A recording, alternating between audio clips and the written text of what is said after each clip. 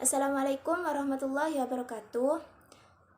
Saya Nurlaili Ogenoviana dan rekan saya Nur Adiba dari kelompok 6 sedikit akan menjelaskan tentang blended learning, yaitu pembelajaran campuran. Poin yang pertama yaitu konsep blended learning. Blended learning merupakan istilah yang berasal dari bahasa Inggris yang terdiri dari dua suku kata, blended dan learning. Blended artinya campuran atau kombinasi yang baik. Blended learning ini pada dasarnya merupakan gabungan keunggulan pembelajaran yang dilakukan secara tatap muka dan secara virtual. Makna asli sekaligus yang paling umum, blended learning mengacu pada pembelajaran yang mengombinasi atau mencampur antara pembelajaran tatap muka dan pembelajaran berbasis komputer. Signifikasi dan pentingnya blended learning terletak pada potensinya.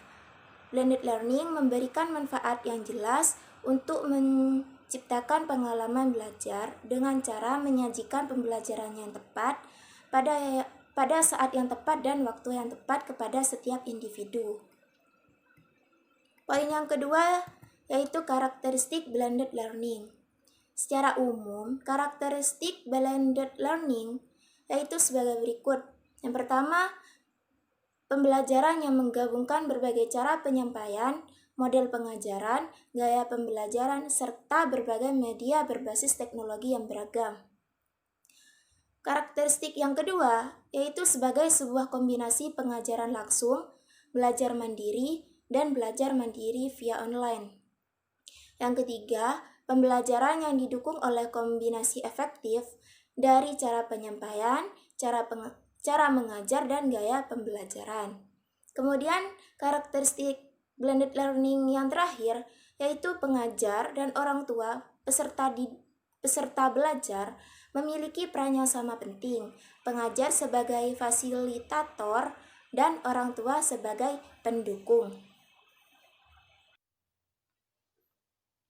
Assalamualaikum warahmatullahi wabarakatuh. Saya Nur Adiba dari kelas 3F dari kelompok 6 akan melanjutkan presentasi dari Mbak Nurlaili. Yang keempat adalah langkah-langkah blended learning. Langkah-langkah model blended learning sebagai berikut. Yang pertama, guru mengupload materi pembelajaran, tugas-tugas pada aplikasi Kuiper School. Yang kedua, guru menginformasikan kepada siswa untuk mempelajari materi yang sudah diupload, baik secara langsung maupun tidak, atau melalui aplikasi Kuiper School. Yang ketiga, guru mengecek kehadiran siswa atau absensi. Yang keempat, guru menjelaskan materi ajaran dengan memaparkan tujuan pembelajaran yang akan dicapai siswa dalam materi. Yang kelima, guru memotivasi dan membimbing siswa untuk mendapatkan informasi tambahan serta memberikan jawaban dari masalah yang sulit dimengerti siswa atau siswi. Yang keenam, guru mengapresiasi keberhasilan siswa dalam mengerjakan tugas. Yang ketujuh, guru memberikan evaluasi melalui aplikasi Kuiper School dalam membentuk kuis maupun esai yang telah dipersiapkan. Yang kelima adalah tujuan dan implementasi blended learning. Tujuannya adalah 1. Membantu peserta didik untuk berkembang lebih maju di dalam proses belajar mengajar. Yang kedua, menyediakan peluang yang praktis, realistis bagi pengajar dan pendidik. Bagi pengajar dan peserta didik. Yang ketiga, peningkatan penjadwalan fleksibilitas bagi peserta didik dengan menggabungkan aspek terbaik dalam tatap muka dan pembelajaran online.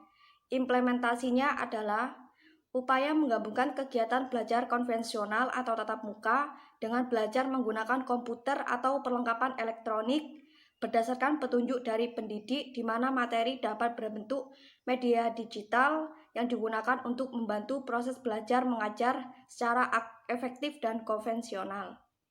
Misalnya dalam pembelajaran online.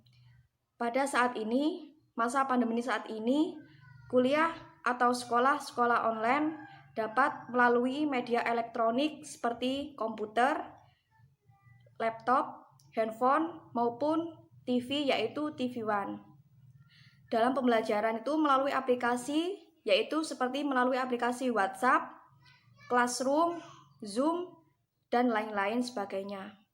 Terima kasih, itulah penjelasan dari kami dari kelompok 6. Apabila ada salah kata atau materi yang kurang, kami mohon maaf yang sebesar-besarnya. Wassalamualaikum warahmatullahi wabarakatuh.